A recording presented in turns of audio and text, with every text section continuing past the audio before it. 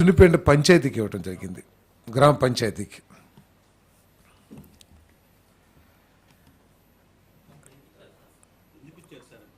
ఏమండి, పంచాయతీకి వాడుకోవటానికి ఇచ్చారు, కొంత డెవలప్మెంట్స్ చేయటానికి దానికి ఇచ్చారు, కానీ దాంట్లో డెవలప్మెంట్స్ ఏం జరగలేదు. దాన్ని గ్రాప్ చేస్తానికి కూడా కొంత ఆలోచన జరిగిందని చెప్పేసి సమాచారం ఉంది. అక్కడ భూమి కూడా, ఎందుకంటే ఫారెస్ట్ ఇంకో సైడు వాటర్ ఉంది కాబట్టి ఉన్న భూమిని వినియోగించుకుని శ్రీశైలం దేవస్థాన పరిధిని పెంచడమే కాకుండా బాగా అభివృద్ధి చేయాలి. ఎందుకంటే ఆ దేవస్థానానికి ఉన్న ప్రాసెసింగ్ కానివ్వండి, ప్రజల నమ్మకం కానివ్వండి, ఆ దేవస్థానాన్ని అభివృద్ధి చేయడానికి వినియోగించుకోవాలని చెప్పేసి నిర్ణయం తీసుకున్నది.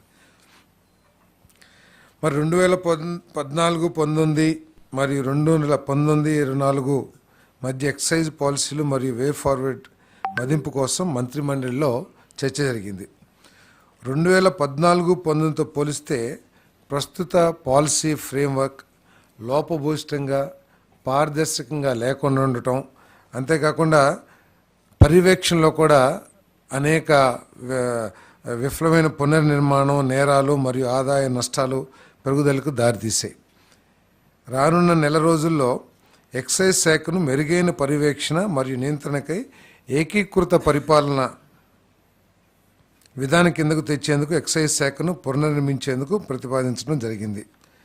మద్యం రిటైల్ అమ్మకాలు, ప్రొక్యూర్మెంట్, క్వాలిటీ కంట్రోల్, ధరల నిర్ధారణకు విధానాలకు సంబంధించి ఇతర రాష్ట్రాలు, ముఖ్యంగా వేరే రాష్ట్రాల్లో ఎక్కడైతే మెరుగైన పాలసీలు ఉన్నాయో వాటి మీద స్టడీ చేయమని చెప్పేసి కూడా మరి మన ఆదేశించడం జరిగింది. దానికి సంబంధించి అధికారులందరూ కూడా వివిధ రాష్ట్రాల్లో పర్యటించి ఏ రాష్ట్రంలో అయితే మెరుగైన పాలసీ ఉందో ఆ పాలసీని అడాప్ట్ చేయాలని చెప్పేసి కూడా ఆలోచన చేయడం జరిగింది.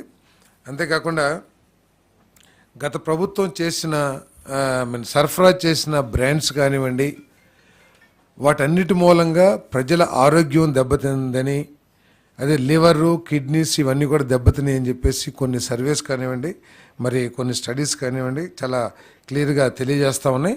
దాన్ని దృష్టిలో పెట్టుకొని క్వాలిటీ మీద ప్రత్యేక పర్యవేక్షణ ఉండే విధంగా దేశంలో ఉన్న మెరుగైన బ్రాండ్స్ అన్నీ కూడా, ఎందుకంటే ఆరోగ్యానికి అత్యంత ప్రాధాన్యతనిచ్చి అన్ని టెస్టులు కూడా కండక్ట్ చేసి మెరుగైన బ్రాండ్స్ని తీసుకురావాలని చెప్పేసి సూచించడం జరిగింది. మరి సెప్టెంబర్ 5, 24 నాటికి ఆమోదం ప్రక్రియను పూర్తి చేసి 1 అక్టోబర్ 2024 నుండి కొత్త మద్యం విధానం అమల్లోకి వస్తుందని చెప్పేసి మనం చేస్తాను. కొత్తగా అమల్లోకి రానున్న నూతన మద్యం విధానంలో రాష్ట్రంలోకి అక్రమ మద్యం రవాణా, గంజాయి, నాన్ డ్యూటీ పెయిడ్ మద్యం ప్రవేశించకుండా కట్టుదిట్టమైన చర్యలు తీసుకోవడం జరుగుతుంది. అంతేకాక అల్పాదాయ వర్గాల వారికి అందుబాటు ధరలకు నాణ్యమైన మద్యాన్ని అందుబాటులో ఉండేందుకు అవకాశం కలిగించే విధంగా పాలసీ ఉండబోతుందని చెప్పేసి కూడా మనం చేస్తాను.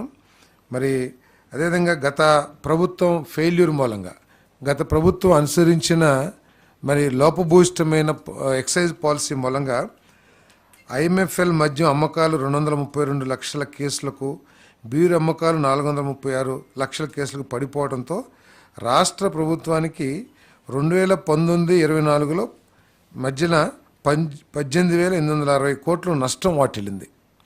అంటే కేసెస్ తగ్గినాయి కాదు, ఇక్కడ ఏంటంటే ఇతర రాష్ట్రాల నుంచి మద్యం మన రాష్ట్రంలోకి రావటం మూలంగా, ఎందుకంటే సరైన బ్రాండ్లు కానివ్వండి లేదా అత్యధిక రేట్లకి ఒకప్పుడు 60 రూపాయలు 70 రూపాయలు ఉన్న చీప్ లిక్కర్ని ఈ 2019-24 మధ్యలో 120 నుంచి 200 రూపాయలకి అమ్మటం మూలంగా బయట నుంచి పక్కన మన బార్డర్ స్టేట్స్ ఏదైతే ఉన్నాయో, తెలంగాణ కానివ్వండి లేదా కర్ణాటక కానివ్వండి, తమిళనాడు కానివ్వండి, అక్కడి నుంచి ఎక్కువగా నాన్ డ్యూటీ పెయిడ్ లిక్కరు అవన్నీ రావటం మూలంగా మనకు దాదాపు 18,860 కోట్లు నష్టం వాటిల్లిందని చెప్పేసి మనం చేస్తాను. మరి అదేవిధంగా గత ప్రభుత్వం మద్యం అమ్మకాల సప్లై చైన్ ఉత్పత్తి నుంచి రిటైల్ అమ్మకాల వరకు కూడా గుత్తాధిపత్యం, అంటే వాళ్ళకి కావాల్సిన కొన్ని కంపెనీలని, అంటే దేశవ్యాప్తంగా లేకపోతే గతంలో